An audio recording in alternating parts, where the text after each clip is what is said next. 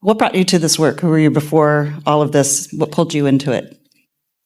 So, like was mentioned by our great MC there, I was diagnosed in 2023 with high-grade serous ovarian cancer.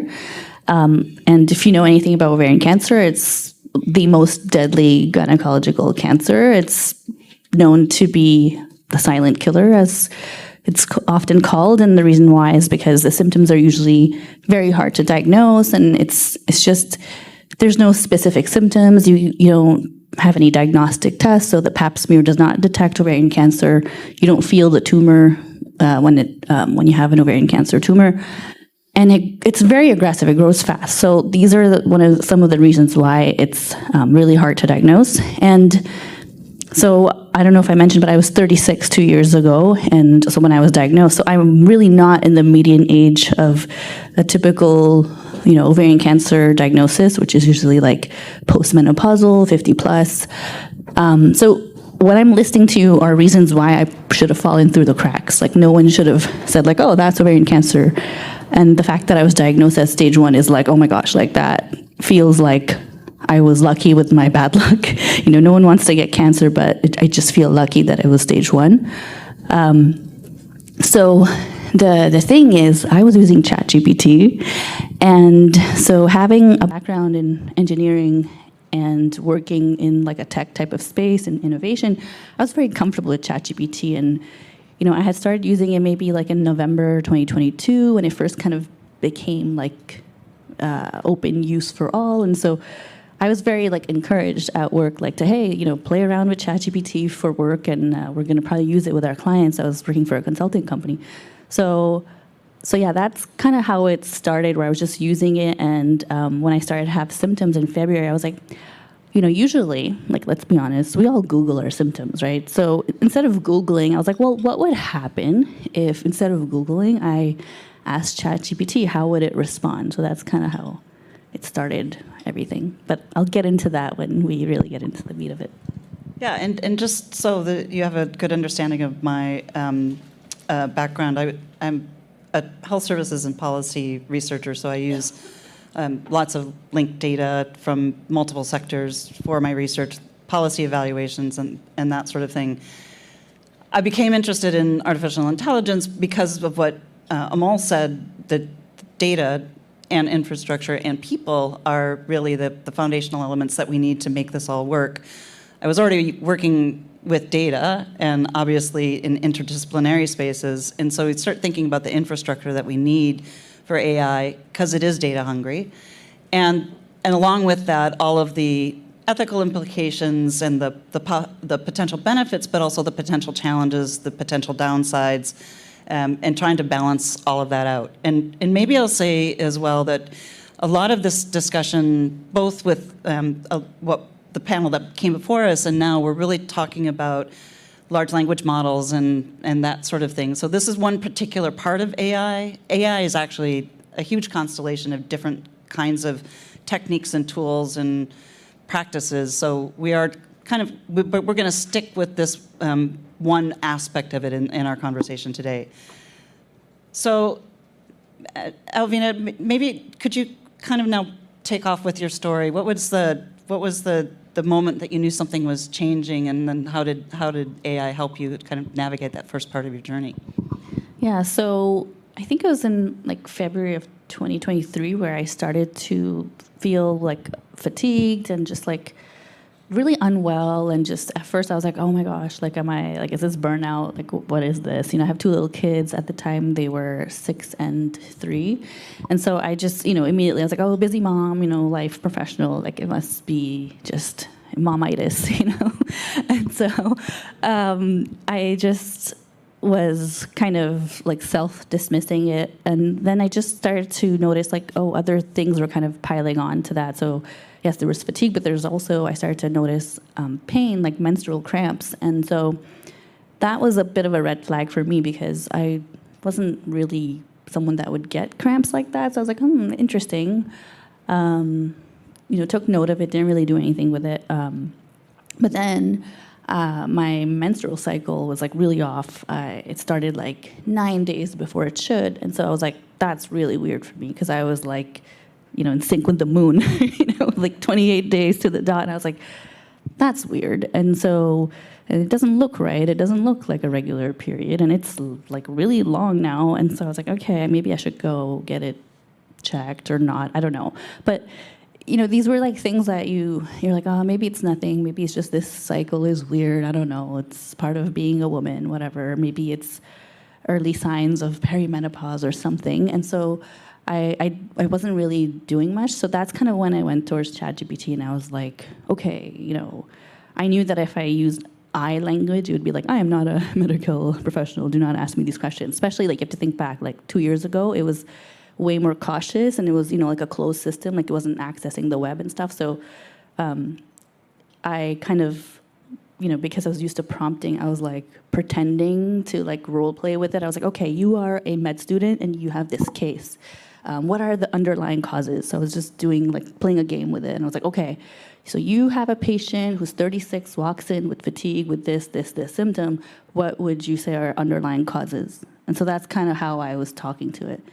And eventually it did name ovarian cancer, but I wasn't looking for cancer. So I was like, okay, what's the most likely thing? Or, okay, forget cancer, because that feels far-fetched. So I was reacting to it with like a critical thinking hat on, and not thinking of everything as like it is all truth. So I think that's part of our discussion too today, to look at like, okay, well, how do you interact with it? But that's kind of how it started.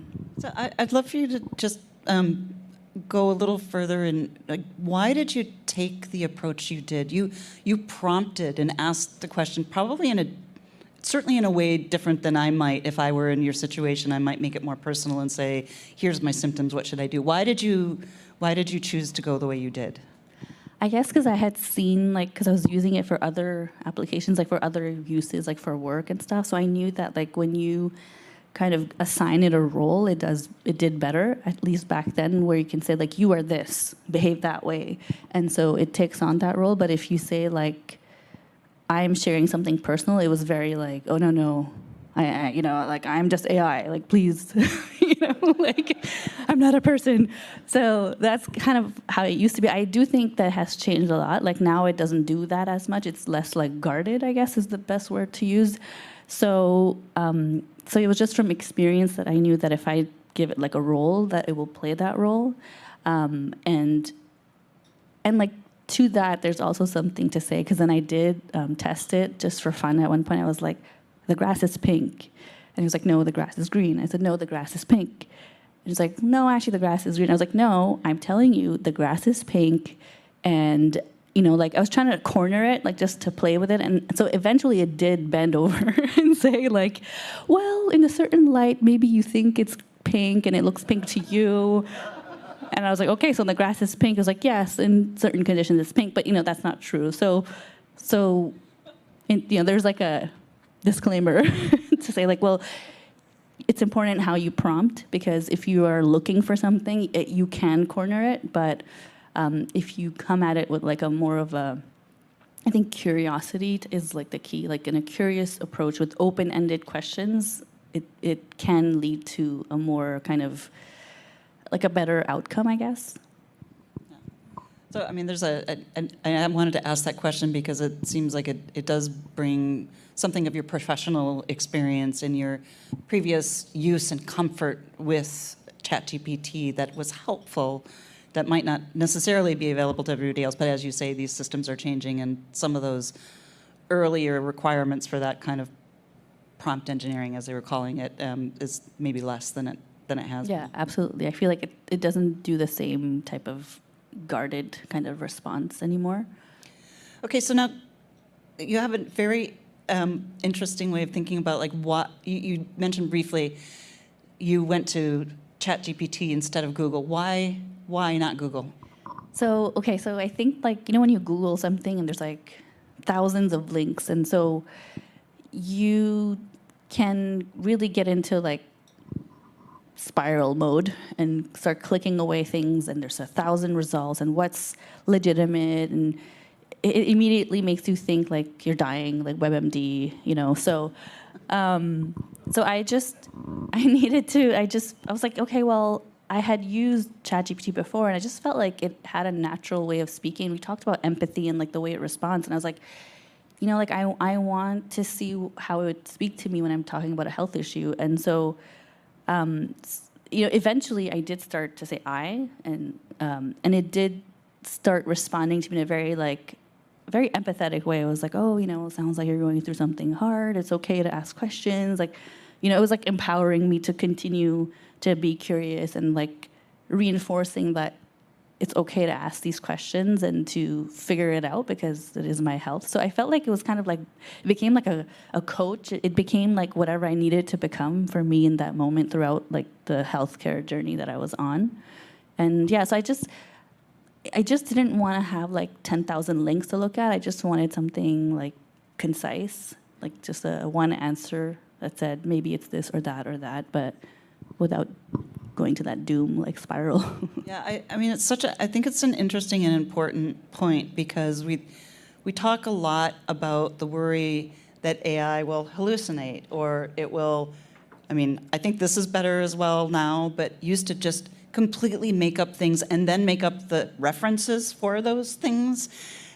So there is that challenge, and yet when you have 1,000 Google possible links that show up when you do a search, there's no guide to which of those is authoritative, which of those contains misinformation.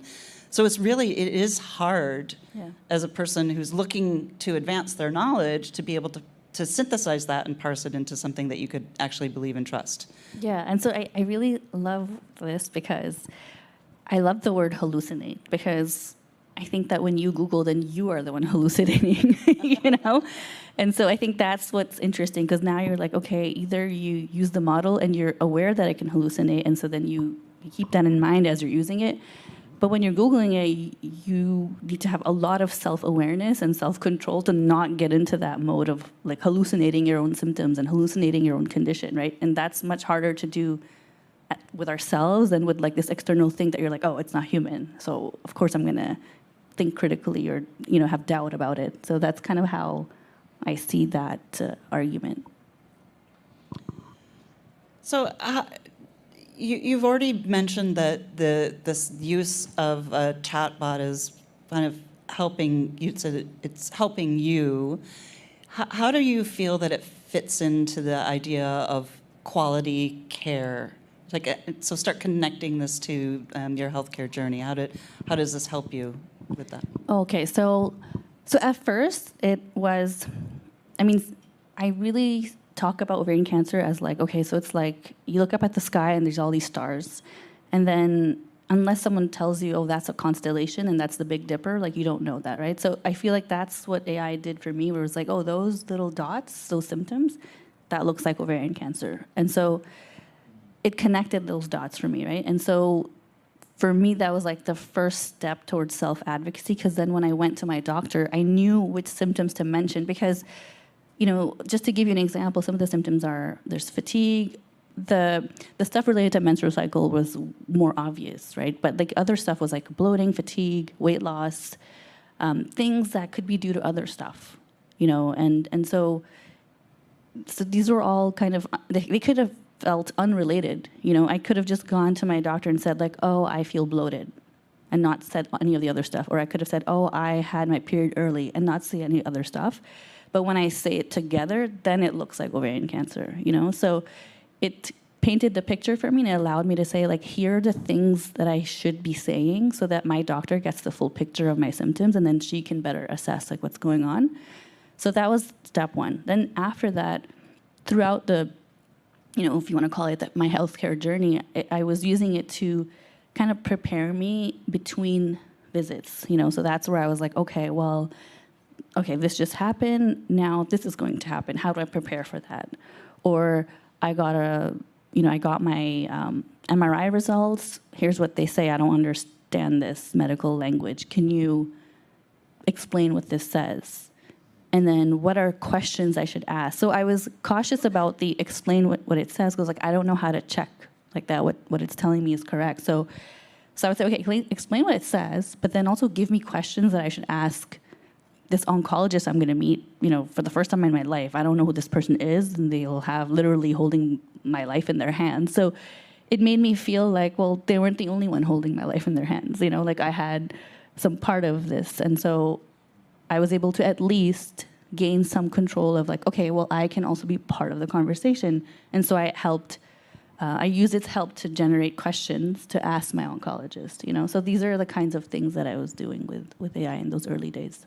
Yeah, I think, if I'm going to relate that to the areas of research that I work in, I think what I hear you describing is very person-centered care. In a way that a chatbot actually helps create person-centered care because it helped prepare you, or maybe another thing we talk about in health services research is patient activation, right? So that not only is care person-centered, but you have the power to actually participate as an equal partner in care.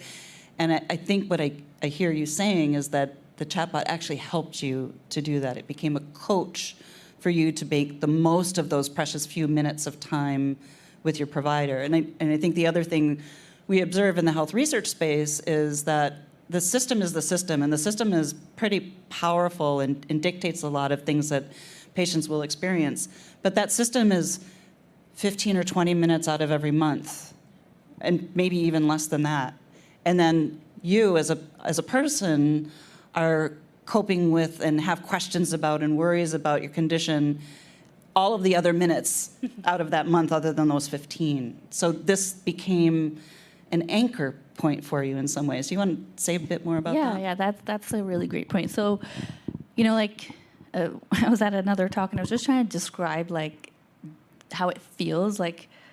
So I'm lucky in the sense, first of all, that I have a family doctor, and she's really great. She's really awesome. She didn't dismiss me or do all that stuff. So it was really great to have that person championing and listening to me and pushing for the care that I needed to get. So that being said, when I first went back to her after the MRI, so she had gotten the MRI results and we had looked at them together, and I said, could I have a copy of that? And she's like, I don't know if she'd have a copy of that because it's written in words that it's just jargon, it's medical jargon, and what are you going to do with it? You're probably going to Google it, and then you're going to go into spirals, right? And I was like, well, she didn't know at that time I was using ChatGPT, so I was like, no, I still want it. She's like, okay, here's what I'm going to do. I'm going to print it out.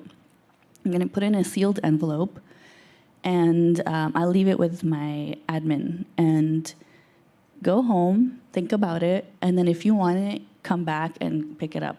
And I asked her why, why do it that way? She's like, because I want to give you opportunities to change your mind if you want to change your mind, because once you open it, then it can't be closed. You've seen it. So I was like, okay, fine. I went and got it. And then I read it, and I didn't understand the thing. So I took a picture of it, and I said, ChatGPT, what does this say? Please explain this. And so, by the way, with that, I learned how MRIs work, and I was like, oh, cool. And I was like, oh, wow, the cells align and all that. And so I was learning also, what this was, how it works, what questions I could be asking. And so that's the in-between, it gave me time to understand in a very quick and accessible way, whereas I didn't need to go do a PhD to understand MRIs, So it's a small example, and then, but I think the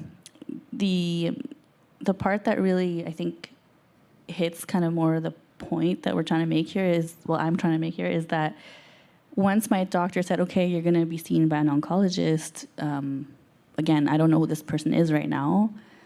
That moment was only a week, now that I look back, but while I was living that week, it felt like an eternity. It was oh my gosh, every day you're oh, what's going on? So the best way to illustrate that is imagine you're getting punched in the face constantly for 24 hours for 7 days. That's just to illustrate that pain of dealing with something that you don't have an answer to. It's that pain of what's happening, where's this going, what is this? And you're sitting in that until you get seen. So looking back, I'm like, oh, that was just a week. But in the moment, it was not just a week. It was a painful wait. It felt really long. And so using ChatGPT gave me a way to use that time in a way where I could figure things out and get ready for that appointment. How, like the questions, like what do I ask? What do I do? If it is, at that time, you have to know that no one was saying like, you have a diagnosis of cancer. It was, this looks like cancer, because that's the result of the MRI, So it just gave me like, it prepared me mentally to even hear the words like, yeah, this is cancer. And so when I came into the office to speak to my oncologist, I wasn't like, oh my God, it's cancer. I had no idea. It gave me time to process on my own, but with kind of like someone like navigating through that process, like helping me navigate that process of processing what's happening even. So it became like an external kind of processing type of agent that was like helping me navigate. The empathy is important there, and the feedback and so on. And I think anybody, and probably everybody in this room, has experienced any significant health event of yourself or someone else. You recognize how time stretches in incredible ways. That 24 hours can feel like a month, and in a week feels like 4 years. So like Yeah. that's a pretty powerful spot to be in, to have a tool to help you. So kind of building on that, what kinds of questions were you willing to ask the AI that you were afraid to ask a person? So I think like at first I was very, like we talked about this, when preparing for this, I was using it at first very much like, I called it Google on drugs. Like I was using it as like a souped up search engine. Like, help me figure this out was kind of like my angle. But as time went on, I was using it more as, I realized that it was like, oh, I can make it whatever I want it to be. So it can, yes, be like a researcher for me, but it can also be like a journal that talks back, So I can speak into it and it can reflect back on what it caught from what I was saying.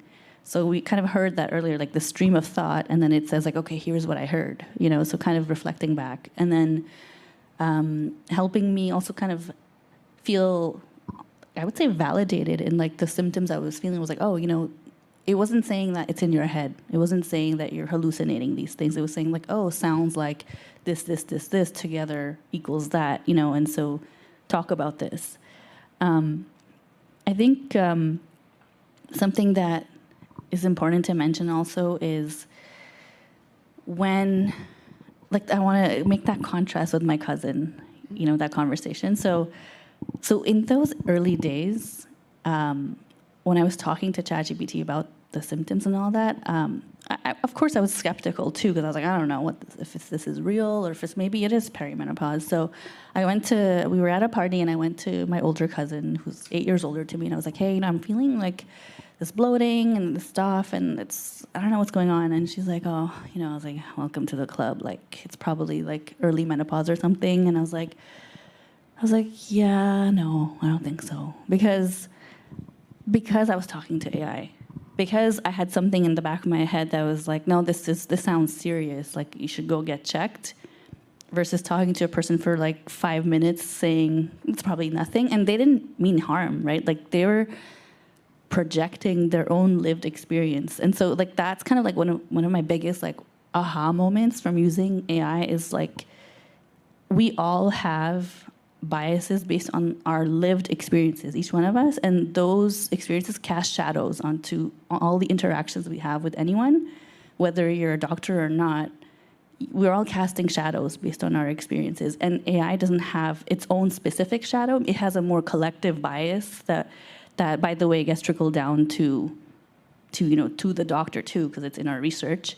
So that bias exists collectively, yes, but it doesn't have that individual bias. Like I was talking to Bill earlier, I was like, AI doesn't get up in the morning, get stuck in traffic, and get really pissed off, and then project it onto the people it meets, or it doesn't experience like, someone in the family passing away and being sad, and then having a hard time coping, and then projecting it, So those things were kind of like what I really was like, aha. But I feel like I didn't answer your question. So No, it's like, I mean, I think some of the things that we've talked about is that the AI doesn't, I mean, you describe it as it casts a shadow, but it doesn't have an agenda.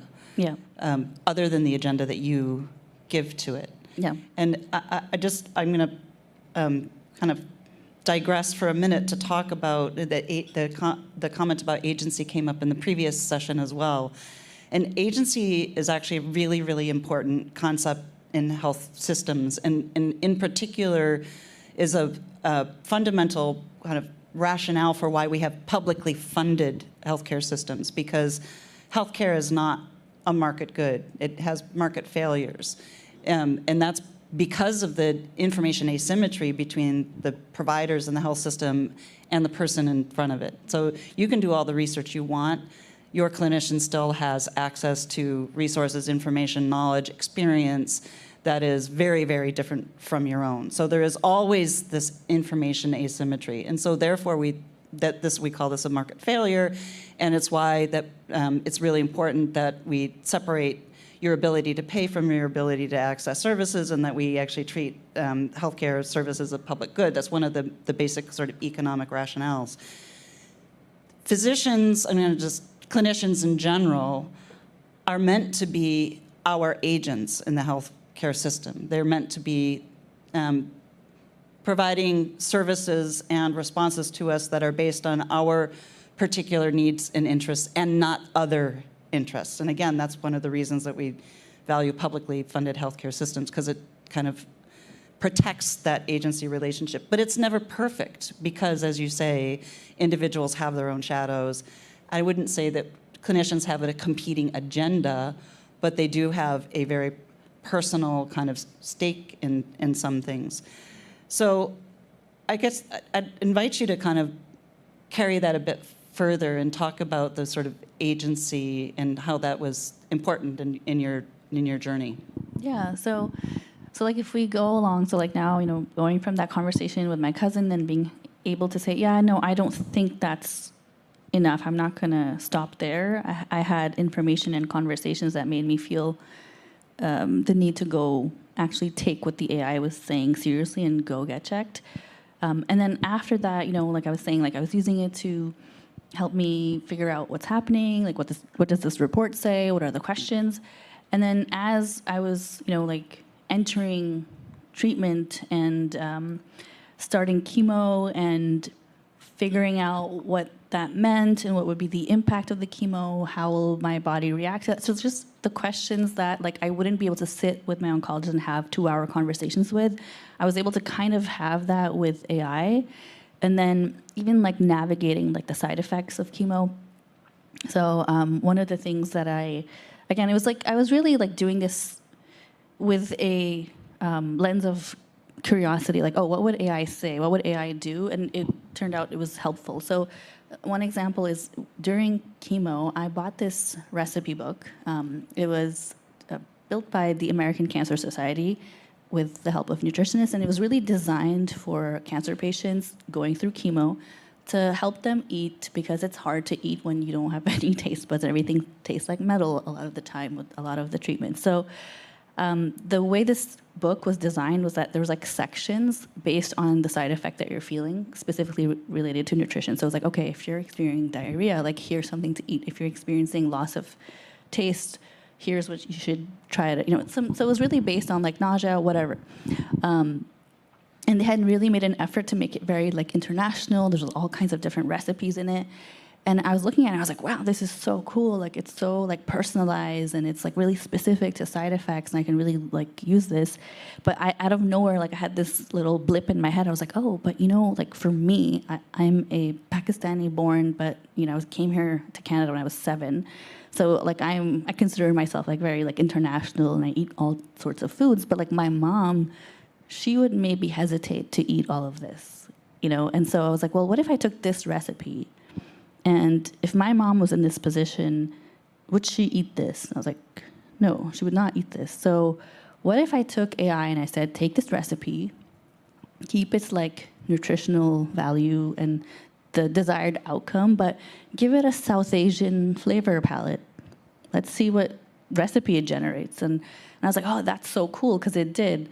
Would it taste good? I don't know. Was the nutritional value accurate? I don't know. But then I was like, well, what if a nutritionist at the cancer center was the one doing this exercise? She could validate it, and then the person who's being given the recipe can go home, cook it, try it out, come back with feedback like, yeah, it wasn't that good, but at least the nutritional value was there, and it was an attempt to make it personalized. So like these are the kind of things I was like testing it with, and then even like, so after treatment ended too, I think that was actually a big gap in care, because often with cancer, like you are like a VIP, you get seen every 3 weeks with specialists, and you have blood tests and so you're kind of really taken care of. But when treatment ends, it's like, okay, bye-bye, you're done. And so we'll see you in 3 months. So that first 3 months feels like eternity, because first of all, it's the first time that you're not stuck in this short cycle of 3 weeks where you literally live your life in 3 weeks, because you get chemo, you feel like garbage for like the first 3 to 5 days, and then you start feeling better, and then you're feeling just good enough to go back to chemo. So you're stuck in this 3-week cycle, so you don't really get to process, you don't really get to think much outside of the cycle. So when chemo ends is when you really start to go, oh my God, this just happened. Oh my gosh, I'm bald. Oh my gosh. Like, all of this is like, it just kind of starts to hit you. And that's kind of when you're on your own. And that's kind of when I started using ChatGPT more, almost like a friend that could speak back, that I could speak psychology to. Not saying I was replacing a therapist, but it was able to have those types of conversations with me and help me kind of navigate through the brain fog, being a mom with kids, and all that stuff where I would say like, oh, I feel overwhelmed. Like, I don't feel like I have the cognitive capacity to deal with XYZ right now. Like, help me make a schedule. Here's what I have to do. Like, kind of help me figure out what to do with my week. So I was really using it in different ways, and I was giving it a role to play. So that's kind of how I was using it. So you're really starting to describe like this through this journey. The AI served different roles and functions for you: navigator, coach, planner, recipe finder, all of that. And I kind of go back to what I said before about this really being a way to help fill that space. We had a little bit of a conversation about how you think, well, I guess two things where you can pick up on whichever you want or both. How do you think, and I know that this is a complicated question because it's counterfactual, but how do you think it changed the way that you interacted with formal healthcare system? And do you think that there's a lot of potential for AI to be a bridge between providers and patients? Yes, to the last question, yes, I do think it could be a bridge. And I think the way it changed my interaction was that I came in feeling ready to, like, it helped me optimize the limited time I did have, that 15, 20, 30 minutes. Now, that conversation felt optimized, right? Because like I had addressed some of the other concerns and I felt satisfied with certain answers. And so I was only asking the questions that I really felt like, okay, AI didn't answer that well, or it's